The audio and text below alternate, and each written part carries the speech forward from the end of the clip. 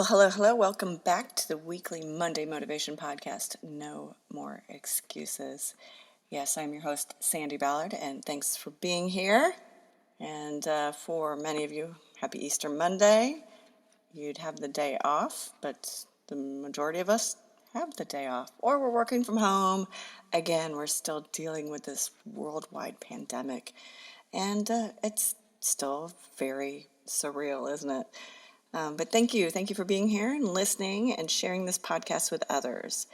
And how are you? I hope this podcast finds you staying healthy. I just was messaging with a friend of mine that's a nurse, and she's usually only works a couple days a week, and she's been working like crazy. And then all of a sudden, it just stopped. As she said, a lot of people are listening and not coming to the ER just for silly kind of reasons.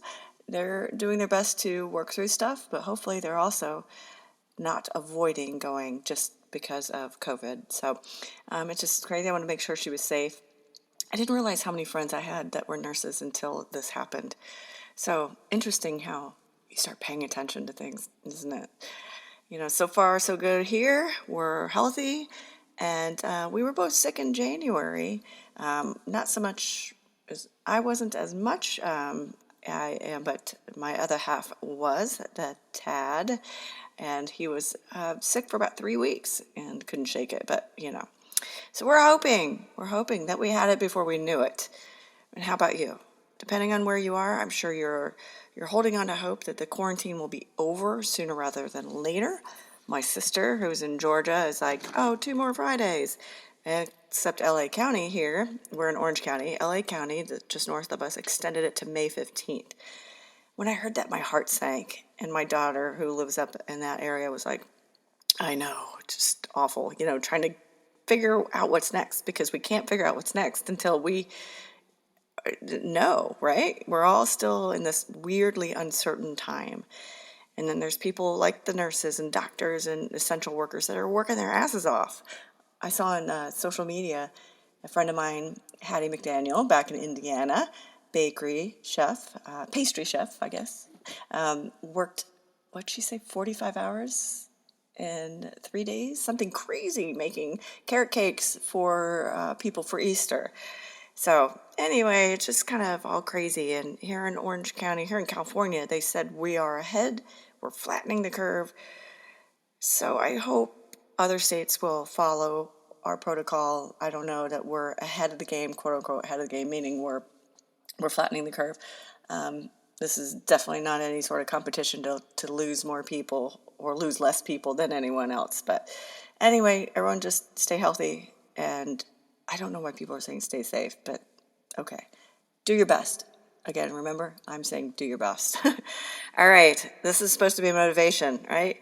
And I think on one hand, people are settling into their virtual routines and new routines and accepting the uncertainty. And on the other hand, it still feels like some people are unsettled and not taking this, I don't want to say seriously, they're just not accepting it yet. They're not there yet. And that's fine. You got to feel whichever you can feel. Feel the feels, as I've said. It's just, again, kids at home. I can't even imagine what it's been like trying to entertain them, be parent, be teacher, be, house cleaner, be everything.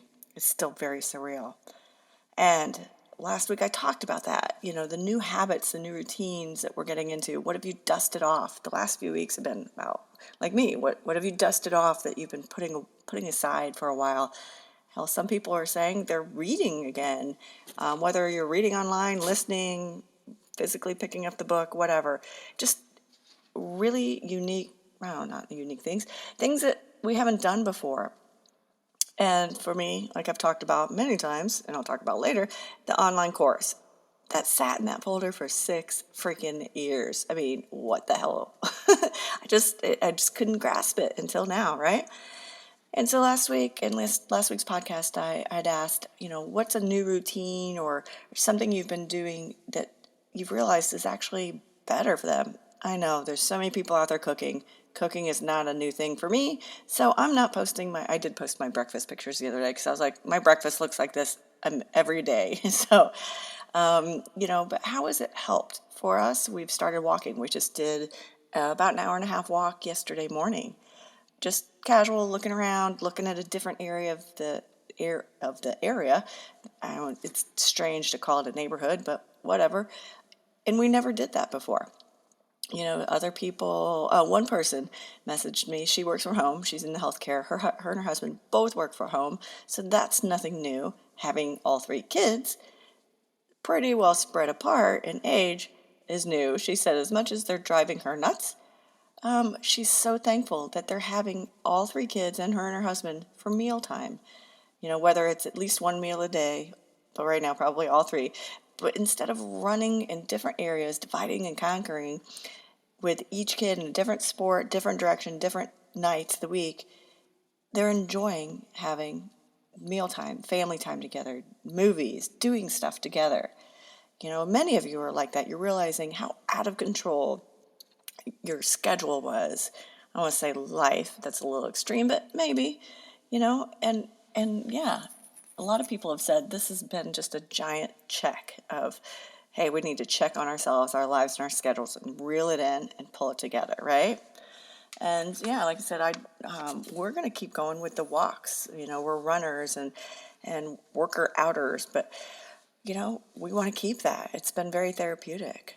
Although yesterday I was like, oh my God, there's 7 people. It's like, I can't wait till I can stop saying that. All right, what about you? What have you found in your routine that you like the change? Good has come from it. And yes, good always comes from bad. And it's hard to say that when, and realize what amazing things are happening when you're in the middle of the shitstorm. So hopefully people are starting to settle down, and you're starting to settle down, and you're starting to see the silver lining, the good that's coming from this. Feel free to email me, sballard@growingforward.biz. I love to hear from all of you, and tell me what you've discovered, what you've seen that has been good. Maybe, I've slept a lot more. Not sure that's really that great, but it's coming from being bored. But, maybe you didn't sleep that much and you've needed it. I'm doing more yoga before a bike ride or after a bike ride this morning or yesterday morning. Yeah, I did it before our walk, and this morning I did it before my bike ride. So, again, remembering all that we need to do to check ourselves, right?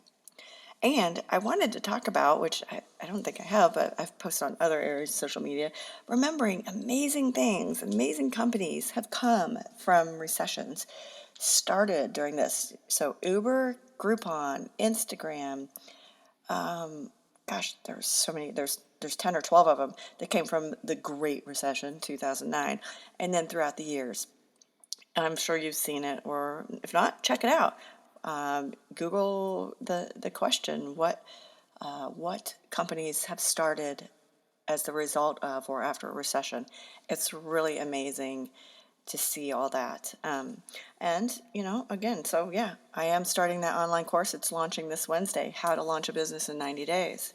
And it's, if you're a business owner or even you've had a side gig part-time, email me, sballard@growingforward.biz. This can easily be the time when you start thinking about giving up, and instead it could be the time to build or start a business.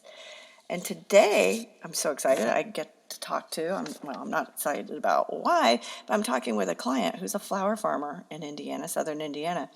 And this was her first spring, her first crop of being a true flower farmer. She's always grown flowers, but this is, full on, full-time business. And the shitstorm is this COVID and the farmers market's shutting down. So today, in just a couple hours here, we're going to talk about strategy of what to do because of this affecting her business. And what does she do with all these amazingly beautiful flowers? Unfortunately, she's not in a position where she can ship things yet because she is so new. And there were some local subscription people that unfortunately canceled because they lost their jobs or pay cuts or just, the whole freaking out right now. So it's a matter of what good is coming from this. What is she doing with her time? But again, a farm, if you know anything about farms, they don't stop. Her stuff isn't stopping growing. She can't stop, farming and getting rid of the weeds and watching for animals. But we're going to strategize on what ideas and ways to pivot. So remember, I talked about pivoting, right? So we're going to talk about that. So I'm very excited to be able to continue working with her and talk with her about how to not give up. And again, for you, if you're looking to start a business, or if you've started a side business, or maybe you have a business but you've never completed a business plan, email me sballard@growingforward.biz. I'll send you the link to this online course. Honestly, it's $99, pre-launch special, 2 coaching calls with me. Unreal, right? And just I want to help everyone get to that next level and be able to continue to grow and succeed and love what they do. All right? Have a great week, and I look forward to hearing from you. And yes, I'm practicing what I'm preaching. I've pivoted. What about you? Look forward to hearing from you. Cheers.